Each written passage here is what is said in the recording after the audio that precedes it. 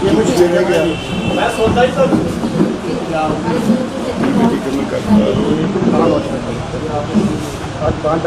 यार सिद्धू सिद्धू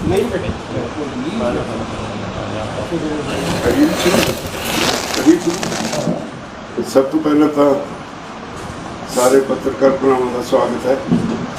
अज की मीटिंग मेरी प्रधानगी च हुई जिहदे बड़े अहम फैसले ले गए। 17 तारीख नूं असी देश के सारे MPs नूं स्पैशली जिहड़े विरोधी धिर दे MP ने उन्होंने वोटर्स वालों विप जारी कर रहे हैं। अज तक पार्टियां विप जारी कर दी हैं, वोटर्स का विप असी जारी कर रहे हैं जिहदे च उन्होंने कह रहे हैं भी तुसी इन्ने लंबे समय तो अंदोलन चलता है, तुसी ते तुहाडी पार्टी ने मूँह नहीं खोलिया, तुसी बनती आवाज़ नहीं उठाई, इस करके 7.5 महीने किसानों को अंदोलन बैठे हो गए। तो असी तुहानूं हदायत करते हैं कि पार्लीमेंट का सैशन शुरू हो रहा है। अज ये अंदोलन सारी दुनिया के निगाह हेठ है। इस अंदोलन पर बहस हो चुकी house of common Australia, New Zealand, Canada international human rights commission के ध्यान हेठ है और यूनाइटेड नेशनस इन्हूं वाच कर रहा है। ये अंदोलन सारी दुनिया का अंदोलन हो गया, पर तुहाडी पार्टी ने या तुसीं इहदे ते मूँह नहीं खोलिया। इस करके असी उन्होंने कहा भाई जिहड़ा हुण 19 तारीख तो पार्लीमेंट सैशन शुरू हो रहा है, तुहाडे वोटर तुहानूं हदायत करते हैं भी तुसी पार्लीमेंट जब जाओगे सब तो पहला काम ये होएगा भी तुसी किसानों के जिहड़ा अंदोलन चल रहा है इनू हल कराउण वास्ते पार्लीमेंट दे विच होर कोई काम नहीं होण दोगे, पहला इहदे उत्ते गल करोगे। ते जे तुहानूं वाकआउट तुसी नहीं करना, क्योंकि वाकआउट करके तुसी रूलिंग पार्टी नूं खुला समा दे देने हो जो मर्जी कर। ये भी नोटिस च लिखिया है भी जे तुहानूं सस्पेंड कर दिता जाए स्पीकर या चेयरमैन वालों तां भी तुसी बाहर नहीं होना, फिर भी तुसी अंदर रह के किसानों की लड़ाई लड़नी है। जे तुसी ये ना करोगे तो अज असी भाजपा के लीडर, भाजपा के MP, भाजपा के लोगों का विरोध करते हैं। फिर असी तुहाडा जिहड़ियां विरोधी पार्टियां ने उन्हों के भी MPs का, उन्हों के भी लोगों का फिर उस तरह विरोध करांगे जिस तरह भाजपा के लोगों का असी कर रहे हैं। तो ये अज फाइनल उसकी वर्डिंग जी जारी कर दी गई और 17 तारीख को वो जो वोटर्स विप है वो जारी हो जाएगा। दूजा मिशन UP ते उत्तराखंड, अगला टारगेट साडा जिहड़ा UP ते उत्तराखंड दे विच अंदोलन नूं तेज़ करना है और सरकार नूं सबक सिखाउणा है। उहदे लई असीं 1 तो 25 अगस्त तक सारे जिलिਆਂ ਦੇ ਵਿੱਚ मीटिंगां करांगे। 5 सितंबर नूं मुजफ्फरनगर विच देश भर की एक महापंचायत होएगी। अक्तूबर और नवंबर 2 महीने जिहड़े ने 17 डिवीजनस ने UP दियां ते 2 डिवीजनस ने उत्तराखंड दियां, उत्थे असीं डिवीजन लैवल दियां महापंचायतां करांगे। ते 26 जुलाई नूं लखनऊ च प्रैस कॉन्फ्रेंस करके इन्हूं होर अगे तेज़ करने वास्ते काम करांगे। ये तो अगे एक मता पास करके बहुत ही कड़े शब्दों में 6 फॉर जस्टिस उन्होंने जी एक वीडियो जारी की है, उसकी निंदा की है, जिसे उन्होंने कहा कि असी किसान अंदोलन च किसानों के नाल जावांगे, जे इन्होंने कोई गिरफ्तार करू तो असी उसका विरोध करांगे। तो पार्लीमेंट से असी जिहड़े खालिस्तान के झंडे लैके जावांगे, किरपाना लैके जावांगे, पार्लीमेंट से कब्जा करांगे। उन्हों की इस कार्रवाई का सख्त नोटिस लिया गया और यदी सख्त निंदा की गई और असी इतों सगों चौकस हो गए। जिहड़ियां फोर्सिस ने सानू 26 जनवरी नूं साडे अंदोलन नूं ढाह लाई सी, उदों वो फोर्सिस हुण फिर एक्टिव ने। असी लोगों को चौकस करदे, किसी की गल नहीं सुननी। साडा अंदोलन पूरा शांतमई होएगा। उहदे विच असी तय कीता है बई 22 जुलाई तो 13 अगस्त तक जो पार्लीमेंट का सैशन चलेगा, जिदन भी वर्किंग डे होएगा, पार्लीमेंट का सैशन होएगा, 200 मैंबरों का जत्था हर रोज़ पार्लीमेंट वाल कूच करेगा। असी गिरफ्तारी देने लिए नहीं, ये सरकार की इच्छा वो की करती है, किवें बिहेव करती है। असी उत्थे जाके पार्लीमेंट के अगे अपना केस रखांगे, असी उत्थे धरना देंगे। 2 दिन 26 ਤਾਰੀਖ ਨੂੰ ਜਦੋਂ 8 ਮਹੀਨੇ ਹੋ ਜਾਣਗੇ ਤੇ 9 ਅਗਸਤ ਨੂੰ ਜਿਹੜੀ ਕੁਇਟ ਇੰਡੀਆ ਮੂਵਮੈਂਟ ਦੇ ਯਾਦ ਵਿੱਚ ਮਹਿਲਾਵਾਂ ਦੇ ਜੱਥੇ ਜਿਹੜੇ ਨੇ ਉਹ ਜਾਣਗੇ। ਤੇ ਇਹ ਤੋਂ ਇਲਾਵਾ ਇੱਕ ਇਹ ਵੀ ਫੈਸਲਾ ਕੀਤਾ ਕਿ ਅੰਦੋਲਨ ਨੂੰ ਕੋਈ ਗੜਬੜ ਨਾ ਅੰਦੋਲਨ 'ਚ ਕਰ ਸਕੇ, ਉਹਦੇ ਲਈ ਅਸੀਂ ਜਥਿਆਂ ਦੀਆਂ ਲਿਸਟਾਂ ਪਹਿਲਾਂ ਹੀ ਸਾਰੇ ਜ਼ਿਲ੍ਹੇ ਤੋਂ ਮੰਗ ਲਈਆਂ ਗਈਆਂ। ਹਰੇਕ ਜਿਹੜਾ ਜਥੇ 'ਚ ਕਿਸਾਨ ਜਾਏਗਾ ਉਹਦੇ ਘਰ ਦੇ ਵਿੱਚ ਇੱਕ ਆਈਡੈਂਟੀ ਕਾਰਡ ਹੋਏਗਾ, ਇੱਕ ਲਿਸਟ ਸਾਡੇ ਕੋਲ ਹੋਏਗੀ। ਬਾਹਰੋਂ ਬੰਦੇ ਨੂੰ ਕਿਸੇ ਨੂੰ ਅਲਾਉ ਨਹੀਂ ਕੀਤਾ ਜਾਊਗਾ। ਸਾਡੀ ਆਪਣੀ ਸਿਕਿਉਰਿਟੀ ਦੇ ਵਿੱਚ ਜਥੇ ਜਾਣਗੇ ਤੇ ਪਾਰਲੀਮੈਂਟ ਸਟਰੀਟ ਜਾ ਕੇ ਉਹ ਪਾਰਲੀਮੈਂਟ ਦੇ ਅੱਗੇ ਆਪਣਾ ਮੁਜ਼ਾਹਰਾ ਕਰਨਗੇ। ਇਹ ਅਸੀਂ ਫੈਸਲੇ ਕੀਤੇ ਹੈ। ਇੱਕ ਫੈਸਲਾ ਇੱਕ ਅਸੀਂ ਇਸ ਗੱਲ ਦੀ ਅੱਜ ਸਖਤ ਨੋਟਿਸ ਲਿਆ।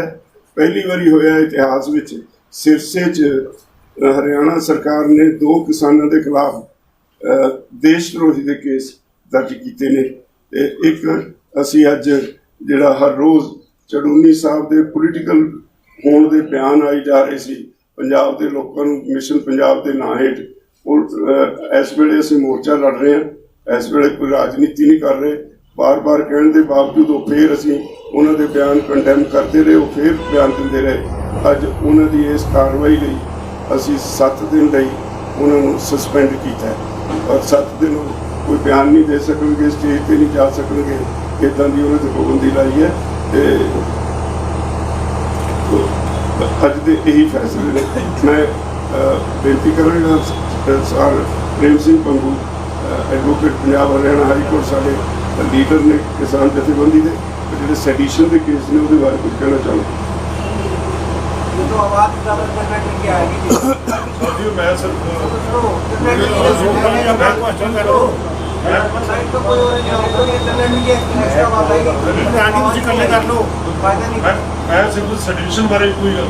बंद करा दो, बंद करा दिए, बंद करा दिए, जा करा के बंद करा दो।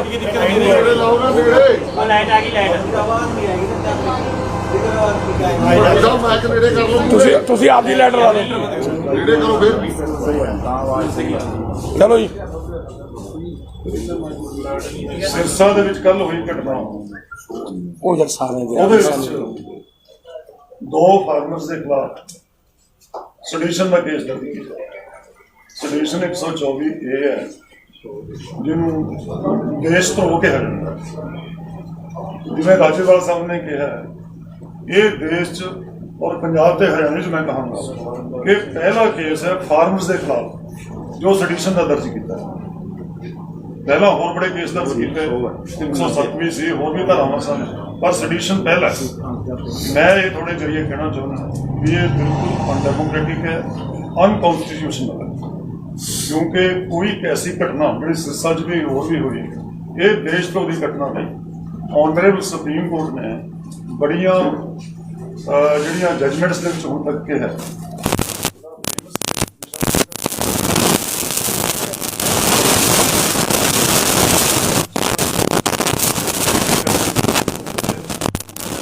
स्वामी का केस सुन रहे डेथ हुई, जेडी 4 ईयर तो बोल्ड सी, वो छत्तीसगढ़ का जल जंगल में जमीन की रखी करता सी, ਉਹਨਾਂ ਲਈ ਪੜਦਾ ਸੀ, ਉਹਨੂੰ ਬੇਲ ਨਹੀਂ ਦਿੱਤੀ ਕਰਕੇ ਕੇਸ ਦੀ ਸੁਣਵਾਈ ਕਰਦੇ ਹੋ ਆਪਣੀ ਜਦ ਤੱਕ ਜੁਰਮ ਉਹਨਾਂ ਨੇ ਕੀਤਾ ਸਿਰਫ ਮਰਡਰ ਆਫ ਡਾਈਸੈਂਟ ਕਿ ਕੋਈ ਅਲੱਗ ਵਿਚਾਰ ਰੱਖਣਾ, ਇਹ ਕੋਈ ਸੋਲੂਸ਼ਨ ਨਹੀਂ। दिशावरी के नताशा के in so many cases supreme court कह चुकी है, पर फिर भी जी सरकार है वो इन्होंने धारावां की गलत इस्तेमाल कर रही है और उन्होंने फार्मर्स के खिलाफ, लोगों के खिलाफ जोड़े अपने हकों लिए लड़ते हैं, ये धारावां से लाइया जा रही हैं जिहड़ियां केवल देश के खिलाफ ऐलान करे कोई देश विरोधी एक्टिविटी के उन्होंने पर लगती है, फार्मर्स के नहीं लगती। सो असीं संयुक्त किसान इसका सख्त नोटिस है और स्ट्रांगली इसको कंडेम करता है कि बिल्कुल उन्होंने तो केस वापस होना चाहिए, पर हमारे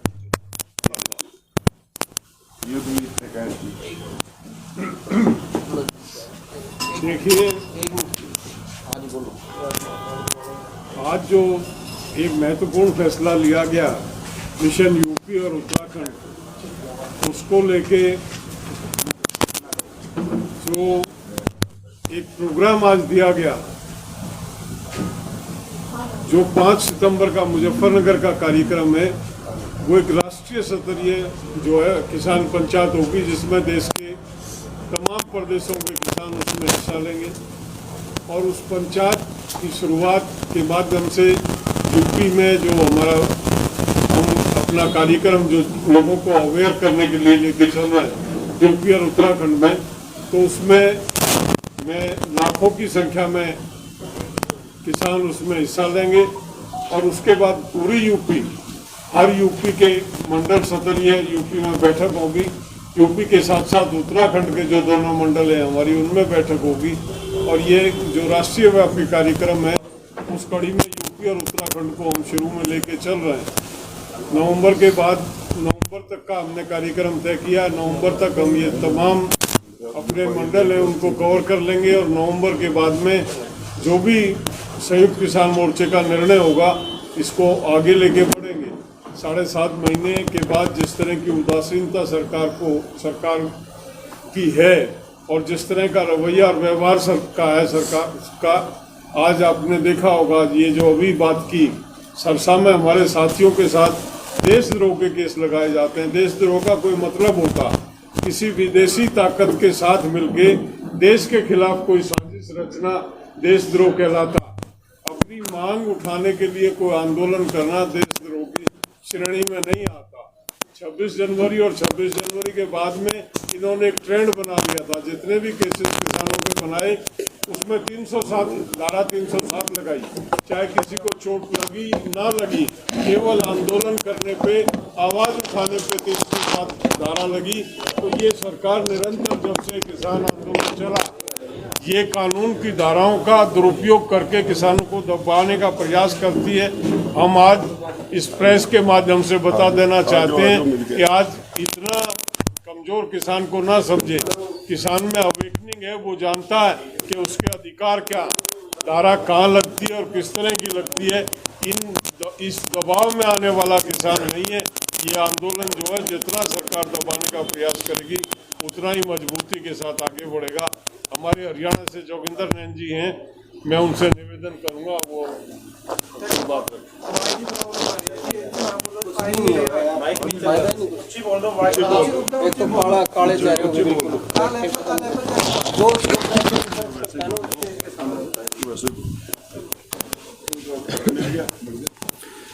मैं जोगिंदर घासीराम नैन, प्रदेश अध्यक्ष भारतीय किसान यूनियन हरियाणा। मैं हरियाणा प्रदेश की सरकार की जो लगातार कारगुजारियाँ 7.5-8 महीने से हो रही हैं, उन पर थोड़ा प्रकाश डालूंगा। जो संसद का कार्य था वो मेरे सीनियर साथियों ने बता दिया आप सब साथियों को। हरियाणा प्रदेश के अंदर लगातार 5-6 दिन से, पिछले जो 5-6 दिन का कार्यकाल है, वो जजप्पा और भाजपा की सरकार के द्वारा हरियाणा के अंदर जो किसान आंदोलन में सक्रिय भूमिका निभा रहे हैं, उनके ऊपर, किसान साथियों के घरों के ऊपर भी दबिश दी जा रही है इस आंदोलन के दौरान। और जो किसान साथी हमारे, हम ये कहते हैं खुले मन से, आप मीडिया के माध्यम से, अगर हमारे किसी किसान साथी के द्वारा कोई ऐसी हरकत की गई है तो हम उसको सजा देने के हक में है। किसान साथियों के द्वारा कोई ऐसी हरकत नहीं की गई, लेकिन जो गाड़ियों के शीशे तोड़ने की बात आती है या गाड़ियों का कोई भी नुकसान पहुंचाने का काम किया जाता है, उस पर जो धारा 124 की लगाई गई है सरसा के अंदर, और जो भिवानी, हिसार के अंदर, आज रोहतक के अंदर भी हमारे किसान साथियों के द्वारा जो प्रदर्शन किया जा रहा है, उसको लेकर के हरियाणा प्रदेश की सरकार लगातार हमारे किसान साथियों के ऊपर दबिश बनाने का जो काम कर रही है। हम पहले भी कह चुके हैं कि लगातार 7.5 महीने से हरियाणा प्रदेश का पूरा किसान शांतिमय तरीके से अपने इस किसान आंदोलन की अहम भूमिका निभा रहा है, जो दिल्ली के चारों तरफ लगा हुआ है।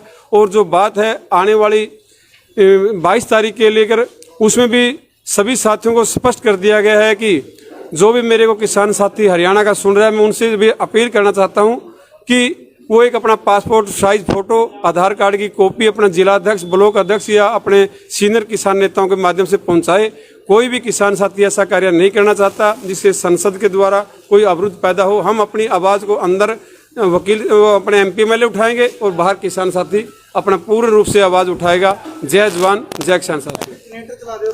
कोई नहीं हो जाएगा यार, फिर आवाज नहीं आएगी। लो आ रही है साडी भाई, आवाज नहीं आएगी यार, वीडियो क्वालिटी साडी बहुत लो भाई। फिर हम करते मना, हमारे को मना। हाँ भी साथियों, 17 तरीक को ਅਸੀਂ 5-5 ਜਥੇ ਦੀਆਂ ਲਿਸਟਾਂ ਸਾਰੀਆਂ ਜਥੇਬੰਦੀਆਂ ਤੋਂ ਮੰਗਾ ਲੀਆਂ। 17 ਤਰੀਕ ਨੂੰ ਸਾਨੂੰ ਲਿਸਟਾਂ ਦੇ ਦੇਣਗੇ, ਬਾਕਾਇਦੇ ਉਹਦਾ ਐਂਟਰੀ ਕਾਰਡ ਸਾਰਾ ਕੁਝ ਦੇਣਾ ਹੈਗਾ। ਉਸ ਅਸੀਂ ਫੈਸਲੇ ਕੱਲ ਸਾਡੀ 32 ਜਥੇਬੰਦੀਆਂ ਦੀ ਮੀਟਿੰਗ ਹੋਈ ਸੀ ਪੰਜਾਬ ਦੀ, ਕਿਉਂ ਮਿਸ਼ਨ ਪੰਜਾਬ ਵੀ ਦਿੰਦਾ ਸਾਡੇ ਸਾਹਮਣੇ, ਪਰ ਇੱਕ ਫੈਸਲਾ ਕਰਿਆ ਸੀ 32 ਜਥੇਬੰਦੀਆਂ ਨੇ, ਭਾਰਤੀ ਜਨਤਾ ਪਾਰਟੀ ਦਾ ਪੂਰਾ ਵਿਰੋਧ ਕੀਤਾ ਜਾਊਗਾ। ਜਿੱਥੇ ਵੀ ਜਾਣਗੇ ਕਾਲੇ ਝੰਡੇ ਦਿਖਾਏ ਜਾਣਗੇ, ਨਾਰੇ ਲਾਏ ਜਾਣਗੇ, ਪਰ ਇਹ ਸਾਡਾ ਕੋਈ ਪ੍ਰੋਗਰਾਮ ਨਹੀਂ ਕਿਸੇ ਨਾਲ ਹੱਥੋਂ ਪਾਈ ਕਰੀਏ। ਇਹ ਸੰਯੁਕਤ ਮੋਰਚੇ ਦਾ ਕੋਈ ਪ੍ਰੋਗਰਾਮ ਨਹੀਂ। ਕਾਲੀ, ਕਾਂਗਰਸੀ, ਆਮ ਪਾਰਟੀ ਵਾਲੇ ਕਾਮਰੇਡ, ਉਹਨਾਂ ਦਾ ਕੋਈ ਵਿਰੋਧ ਨਹੀਂ ਕੀਤਾ ਜਾਊਗਾ। ਉਹ ਆਦਾ ਕਿਹੜੇ ਤਰੀਕੇ ਨਾਲ ਪ੍ਰਚਾਰ ਕਰਦੇ ਨੇ, ਹੁਣ ਉਹ ਸਵਾਲ ਪੁੱਛੇ ਜਾ ਸਕਦੇ ਨੇ, ਸਾਡੇ ਵਰਕਰ ਸਵਾਲ ਪੁੱਛਣਗੇ। ਇਹ ਫੈਸਲਾ ਹੈ। ਤੇ 32 ਜਥੇਬੰਦੀਆਂ ਦੇ ਲੀਡਰ ਸਾਡੇ, ਜੇ ਸਾਡਾ ਮੰਗਾਂ ਨਹੀਂ ਮੰਨੀ ਦੀਆਂ, ਅਸੀਂ ਪੰਜਾਬ 'ਚ ਇਲੈਕਸ਼ਨਾਂ 'ਚ ਨਹੀਂ ਜਾਵਾਂਗੇ। 32 ਦੇ 32 ਜਿਹੜੇ ਸੀਨੀਅਰ ਲੀਡਰ ਨੇ ਉਹ ਆਪਦੇ ਸੰਘਰਸ਼ ਦੇ ਵਿੱਚ ਰਹਿਣਗੇ। ਉਹ ਕੋਈ ਮਗਰ ਲੜਦਾ ਪੰਜਾਬ ਵਿੱਚ ਆਪਦੀਆਂ ਇਲੈਕਸ਼ਨ ਲੜੀ ਜਾਵੇ, ਪਰ ਇਹਨਾਂ ਲੀਡਰਾਂ 'ਚੋਂ ਪੰਜਾਬ 'ਚ ਕੋਈ ਨਹੀਂ ਜਾਊਗਾ। ਜੱਜ ਕੇ ਇੱਥੇ ਖੜਾਂਗੇ। ਇਹ ਗੱਲ ਸਾਡੀ ਪੰਜਾਬ ਦੇ ਵਿੱਚ ਕੱਲ੍ਹ ਪਾਸ ਹੋਈ ਹੈ।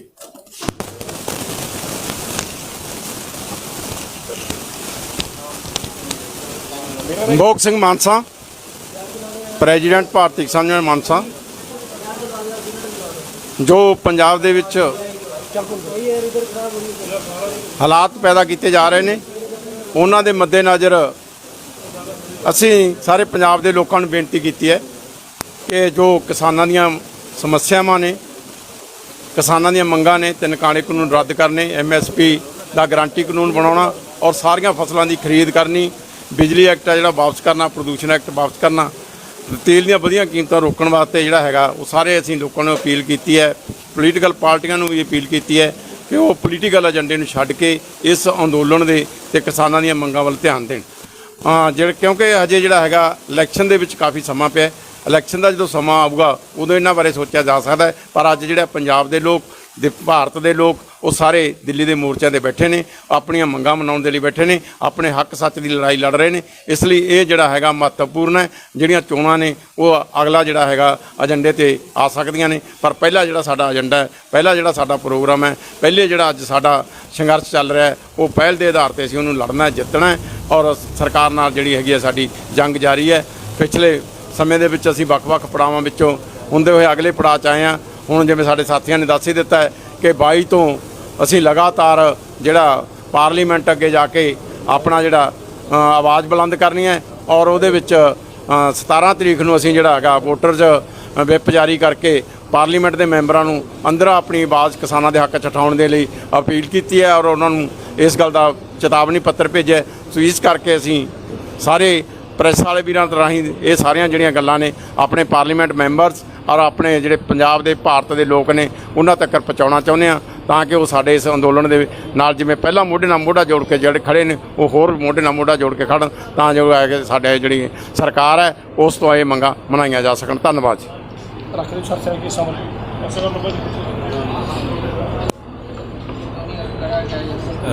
प्रहलाद सिंह बारूखेड़ा, प्रदेश अध्यक्ष हरियाणा किसान मंच। अरे सिर्फ चल गए।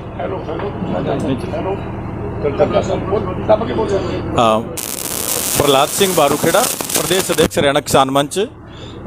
अभी जो संयुक्त मोर्चे की बैठक हुई उसके अंदर बातचीत सारे हमारे सीनियर लीडर ने बताई है। 22 तारीख को संसद की तरफ जाएंगे। 200 किसानों का जत्था जाएगा हर रोज़ जब तक ये मानसून सत्र चलेगा तब तक जाएंगे और वहाँ पर बैठेंगे, धरना देंगे। अगर सरकार गिरफ्तारी करती है तो गिरफ्तारी देंगे और जब गिरफ्तारी नहीं होगी तो शाम को वापस लौटेंगे और अगले दिन दोबारा फिर 200 किसानों का जत्था वहाँ पे जाएगा।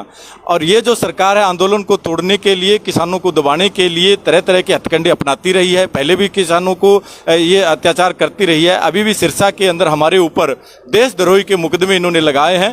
जो स्पीकर है रणवीर गंगवा, एक संवैधानिक पद के ऊपर होते हुए यूनिवर्सिटी के अंदर जाते हैं। जो यूनिवर्सिटी है वो यूनिवर्सिटी छात्रों के पढ़ने की जगह है, ना कि किसी पार्टी की मीटिंग करने के लिए है। और वो पार्टी की मीटिंगों में जाके एक संवैधानिक पद पे होते हुए भी सभी मर्यादाओं का उल्लंघन करते हैं, असंवैधानिक कार्य करते हैं। मुकदमे दर्ज होने चाहिए तो रणवीर गंगवा पे होने चाहिए, जो सरकारी गाड़ी का दुरुपयोग कर रहे हैं। और हमारे ऊपर जो शांतिपूर्ण तरीके से हम वहाँ पे प्रदर्शन कर रहे थे, मेरे नाम से पर्चा है, प्रहलाद सिंह भारूखेड़ा, और एक हमारे बुजुर्ग किसान है जो कम से कम 70 साल उनकी उम्र है, हरचरण सिंह जी, उनके नाम बाई नेम जो है देशद्रोही का मुकदमा दर्ज किया, और 100 अन्य लोगों के नाम। हम इनको बता देना चाहते हैं आपके प्रेस के माध्यम से कि ना तो हम इनकी मुकदमों से डरने वाले हैं, ना इनकी गोलियों से डरने वाले हैं, ना इनकी जेलों से डरने वाले हैं। हम देश की बहुत बड़ी लड़ाई लड़ रहे हैं। जब तक ये 3 काले कानून रद्द नहीं हो जाते, एमएसपी खरीद गारंटी कानून नहीं बन जाता, हमारा संघर्ष जारी रहेगा। हम घरों को वापस नहीं लौटेंगे ये 3 काले कानून वापस करवाने से पहले।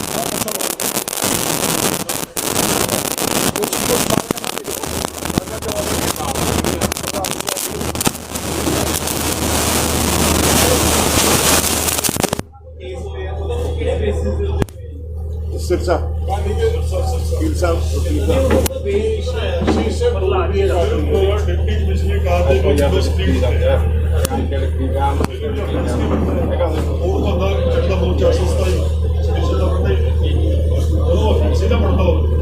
फैसला बनता है क्रिमिनल एक्ट है, एक्ट नहीं किया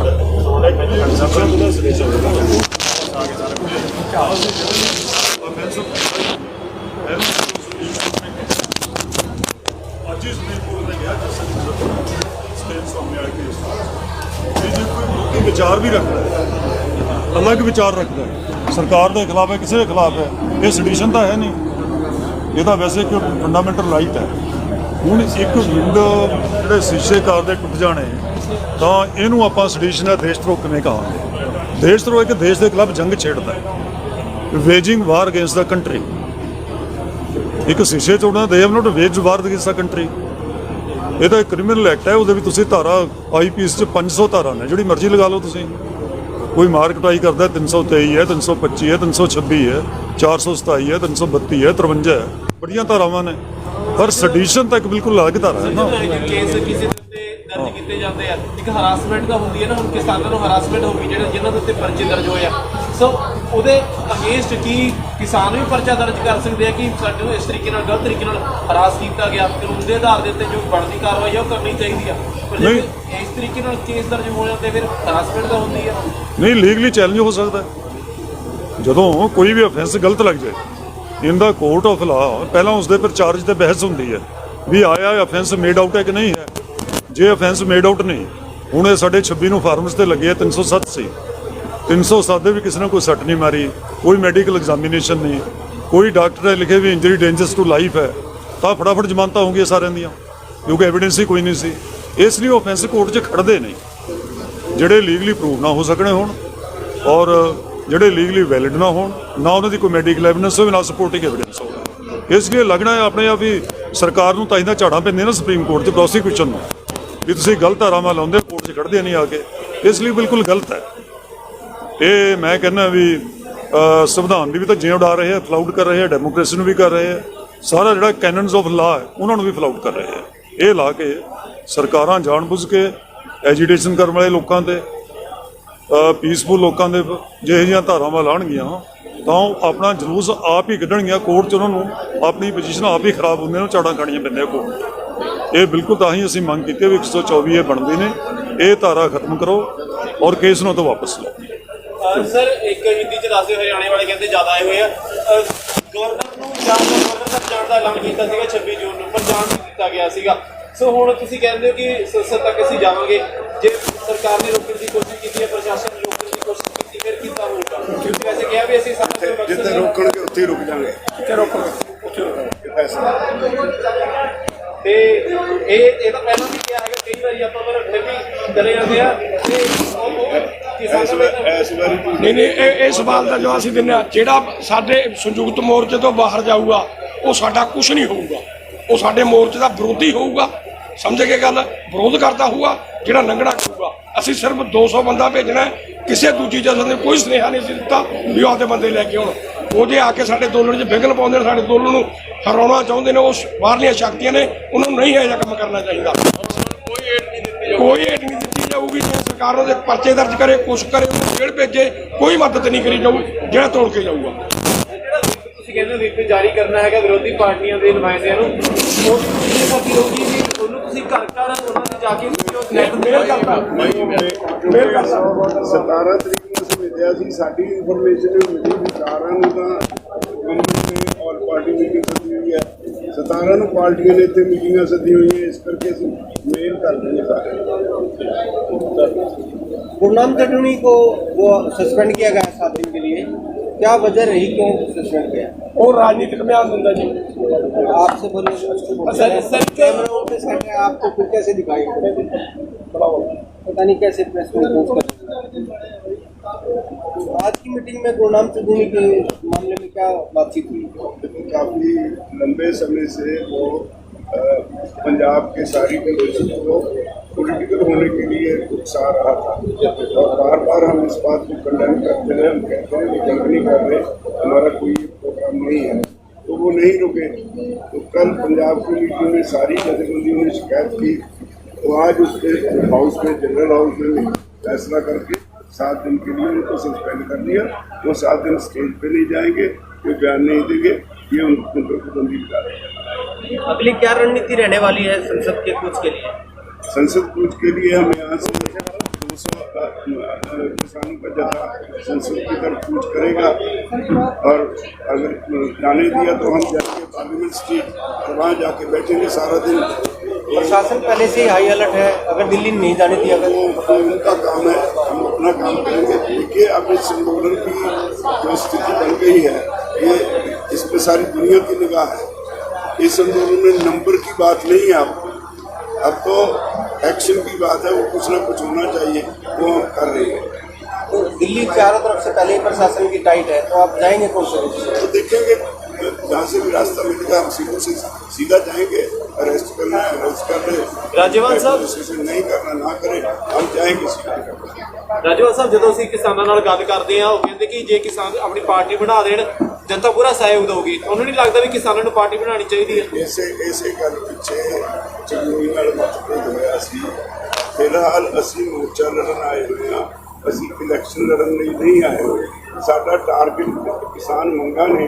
ਜਦੋਂ ਤੱਕ ਇਹਦਾ ਕੋਈ ਫੈਸਲਾ ਨਹੀਂ ਹੋਊਗਾ, ਉਦੋਂ ਤੱਕ ਇਸ ਪਾਸੇ ਦੇਖਣਾ ਵੀ ਸਾਡੇ ਲਈ ਪਾਪ ਹੈ। ਮੈਂ ਸਮਝਦਾ ਤੁਸੀਂ ਮੰਨਦੇ ਨਹੀਂ ਕਿ ਸਿਆਸਤ ਦੇ ਵਿੱਚ ਜੇ ਆ ਜਾਂਦੇ ਹੈਗੇ, ਜੇ ਪਾਵਰ ਦੇ ਵਿੱਚ ਕਿਸਾਨ ਹੁੰਦੇ ਤਾਂ ਲੱਗਦਾ ਨਹੀਂ ਵੀ ਇਹ ਮਸਲਾ ਛੇਤੀ ਹੱਲ ਹੋ ਸਕਦਾ ਸੀਗਾ? ਅੱਜ ਵੀ ਬਹੁਤ ਸਾਰੇ ਕਿਸਾਨ ਨੇ ਜਿਹੜੇ ਪਾਰਲੀਮੈਂਟ ਦੇ ਮੈਂਬਰ ਨੇ, ਉਹਨਾਂ ਵਿੱਚ ਥਰਡ ਜਿਹੜੇ ਨੇ ਉਹਨਾਂ ਦਾ ਪਿਛੋਕੜ ਜਿਹੜਾ ਕਿਸਾਨੀ ਚੋਂ, ਪਰ ਉਹਨਾਂ ਦਾ ਕਿੱਤਾ ਹੁਣ ਰਾਜਨੀਤੀ ਹੋ ਗਿਆ, ਕਿਸਾਨੀ ਰਿਹਾ ਨਹੀਂ। ਇਸ ਕਰਕੇ ਮੂੰਹ ਨਹੀਂ ਬੋਲਦੇ। ਅਸੀਂ ਫਿਲਹਾਲ ਇਹ ਫੈਸਲਾ ਕੋਈ ਕੀਤਾ नहीं।